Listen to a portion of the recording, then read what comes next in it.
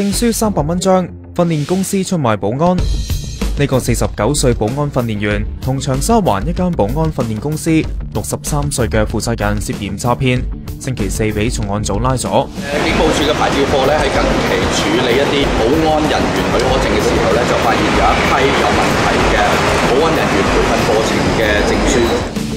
呢間公司會掩人耳目㗎，將簽發日期改到舊年嘅11月，即係佢哋俾職訓局取消保安員培訓資格之前。